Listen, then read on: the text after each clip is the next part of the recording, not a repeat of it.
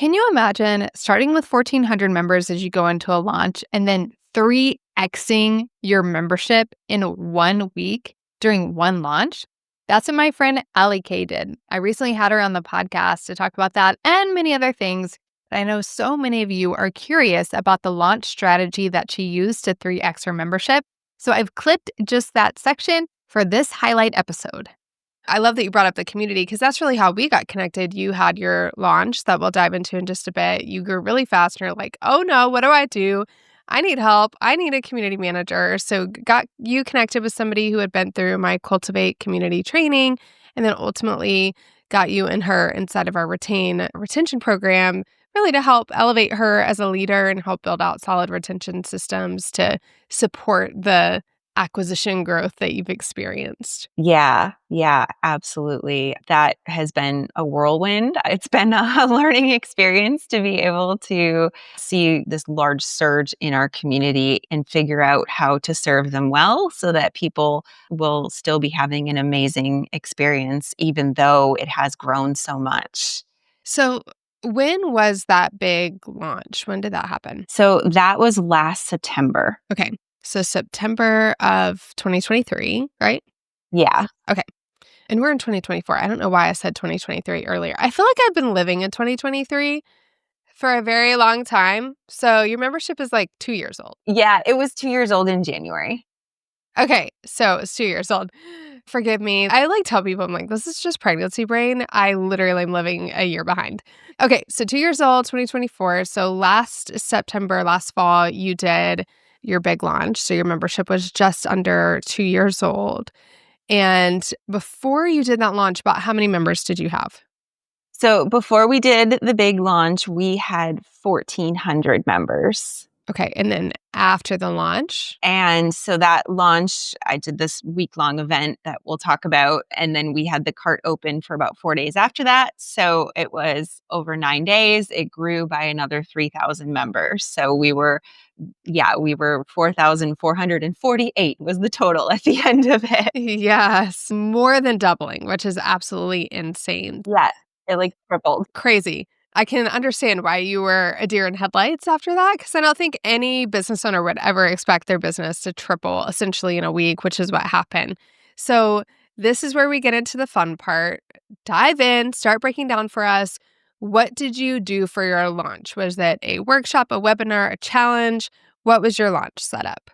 So it was a week-long, I guess we'll call it a workshop, and it was paid. I had done little pop-up events before where we got a bunch of brand new people into a Facebook group and I delivered kind of some sample teaching. But this was the first time that we made it a paid event. So it was $10. We called it Paint Week. And basically, I took like a month of being in my membership and consolidated that into that week. And so I walked them through painting lessons. I did color mixing demo.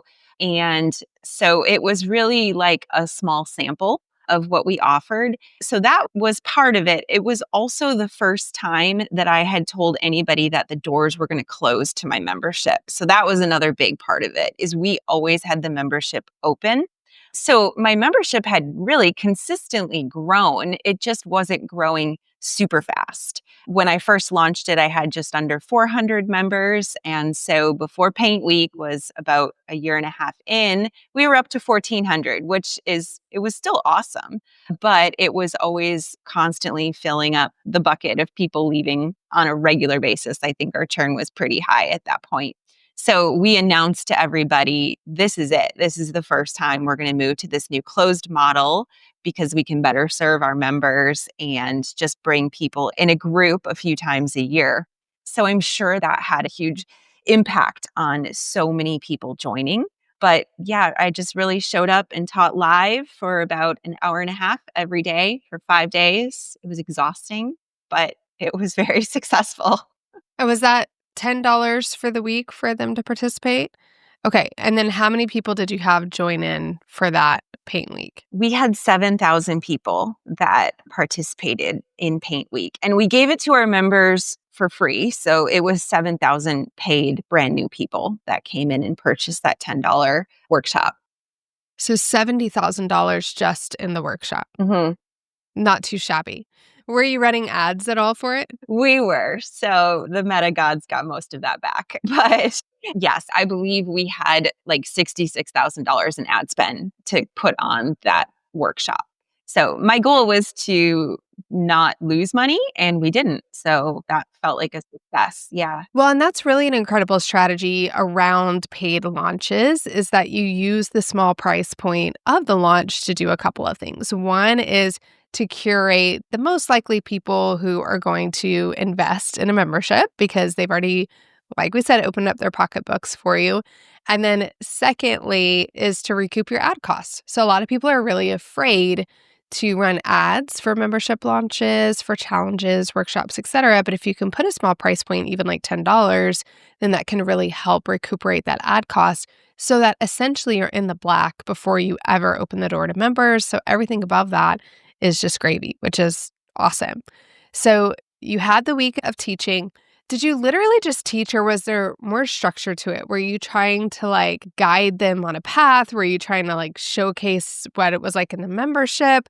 How much strategy was behind what you were teaching each of these days? So it was, I would say, a third of the time that I was with them, I was selling the membership. So I was consistently going back to this is a sample of what I teach. And the way that you really grow as an artist is not by doing a single lesson, that it's consistently learning and having support. So we kicked off every call in Paint Week. I started it with a 10-minute countdown where I showed a slideshow of my members sharing their work. I had my members give advice to all the new people coming in, and I read that as a voiceover during this slideshow. So we really tied it into like what this is all about, that it is not just this single lesson, that you're here to learn about this community. So it was a lot of that. And then throughout the week, too, as people were creating the paintings from Paint Week, we made more slideshows where we pulled in all the images of the participants and we talked about the things they were saying and the impact it was having on them. So I spent a lot of the time talking about that as well. And I gave a thorough introduction of myself and my background, just kind of shared like what I care about because I realized that so many of these people, like they saw a Facebook ad, they had no idea who I was and they bought this $10 workshop. So I spent a lot of time just getting to know them as well. There's four key things that you said in here. One is that last piece around really creating connection with you because they need to trust you. They need to feel like they know you and you showed up consistently for them, but also giving them that background information I think was hugely valuable. Second, having your existing members involved. It's something I always encourage membership owners to do, but I often find that they feel like, oh no, it's going to overwhelm my members, or I don't want them to like see me in a sales position. And I'm like, they're your best advocates to talk about how awesome your membership is. Like, of course you want them involved and for them to already experience the support that they can get within the membership from existing members. And then you to be showcasing what it's like inside of the membership and not hiding that. I think oftentimes when people do launches, they just deliver content until the very end. And then they're like, oh, by the way, I have this program that you should buy. And I really encourage people, and it sounds like you did this, to not be shy about the fact that you have a program, you have a membership, or you have a course, and that they can participate and that what they're experiencing is just a piece of that. And to go ahead and start seeing before you ever open the doors the value of that program.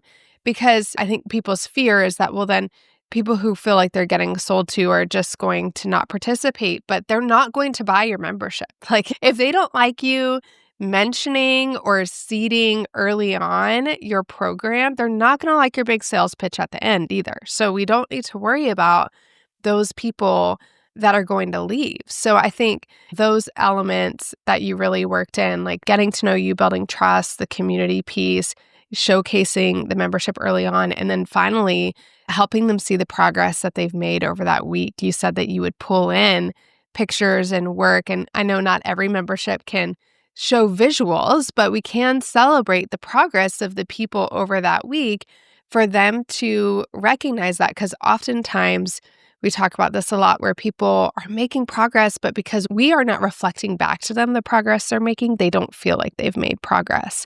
So those elements, I think, are really key to what led to such great success. And so you had 7,000 members in there. You had about 3,000 join. We had 3,000. Yeah, a little over, I think. So a little over 40% conversion rate. Crazy.